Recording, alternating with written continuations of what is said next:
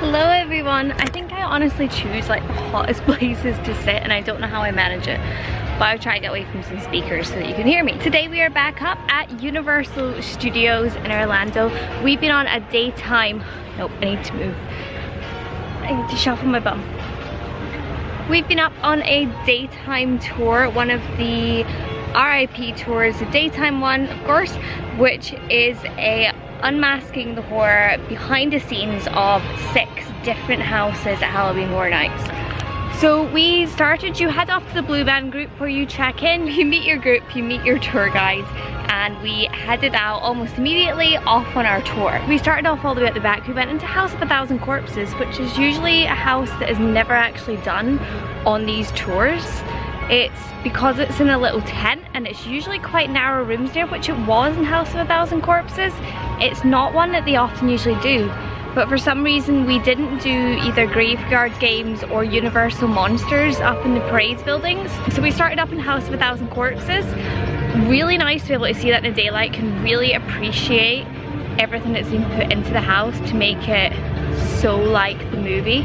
There's a lot that I got to see that you don't really, a lot of the paintings, the photographs, you don't get to see them during the day, so it was very interesting to get to go through there, take some photographs. Best part of the tour, or best part for me, that's why I love doing them so much, because I can take some selfies, make some memories in the houses that I can either vlog to show you guys, or I can just keep on my computer to look back on in years to come of how brave I've got over the years. Once we'd done that house, we headed out. We headed on to Depths of Fear. We went through a back entrance, which is a bit of a shame because I actually really like that facade.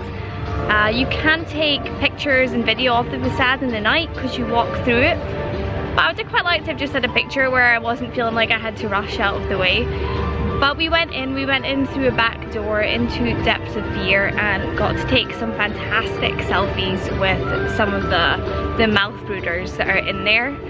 I already knew the story of it, with the whole facility that's basically imploding on itself because of these parasite creatures that have taken over.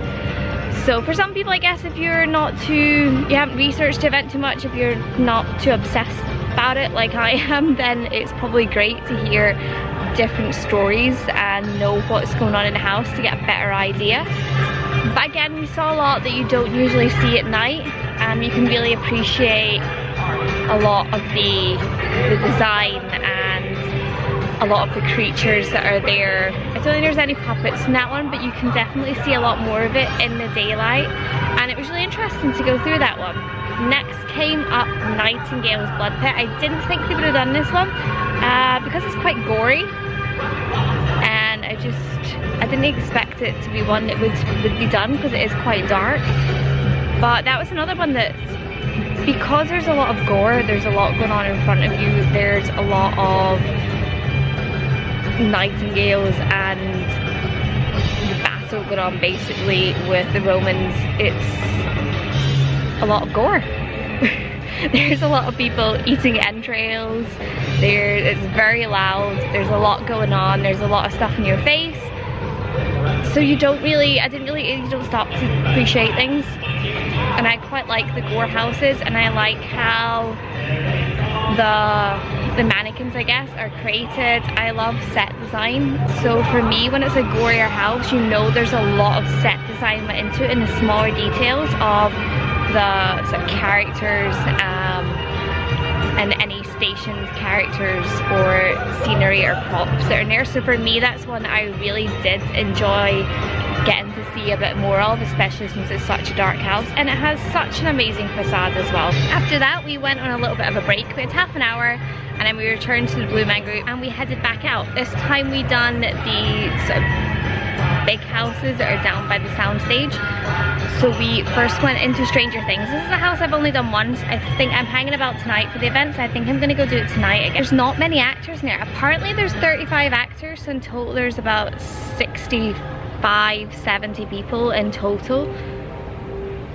But I don't see them, maybe because it's such a big house, but I feel like there's too many stationed characters that don't move, that it just doesn't have a great impact to me.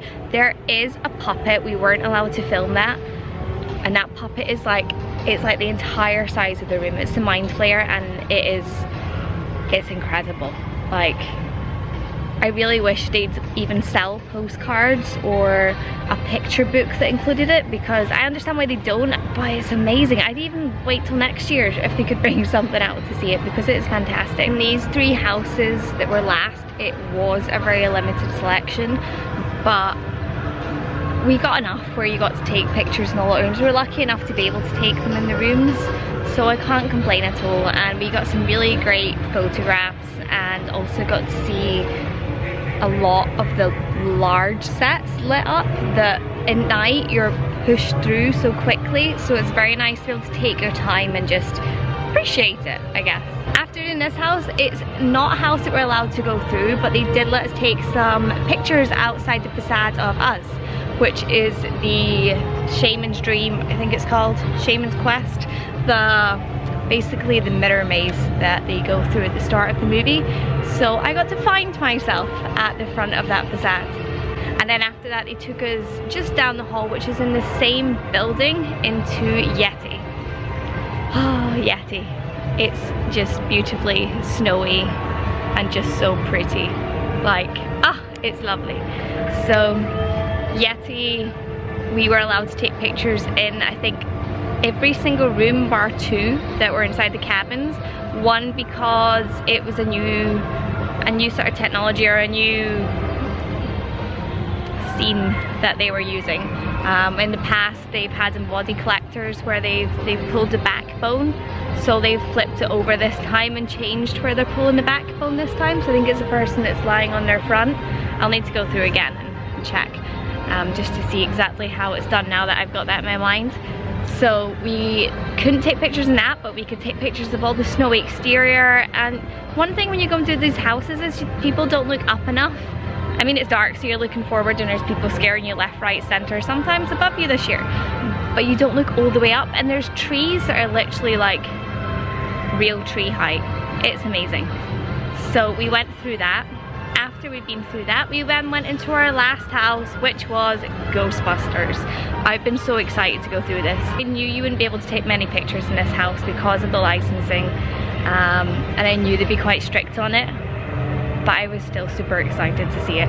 So we got to take pictures at Janine's desk, which I've been waiting for all week to have a photograph there. I kind of hoped to have picked up the phone and stood and talked on the phone, but I don't know if you're allowed to do that. And the tour group I had were they weren't anti-photo, but they weren't really taking photos. It's very, very odd. I flicked a switch in Stranger Things and some girl gave me such a horrible look. I was like, sorry, like, I'm that person in the house that will touch everything.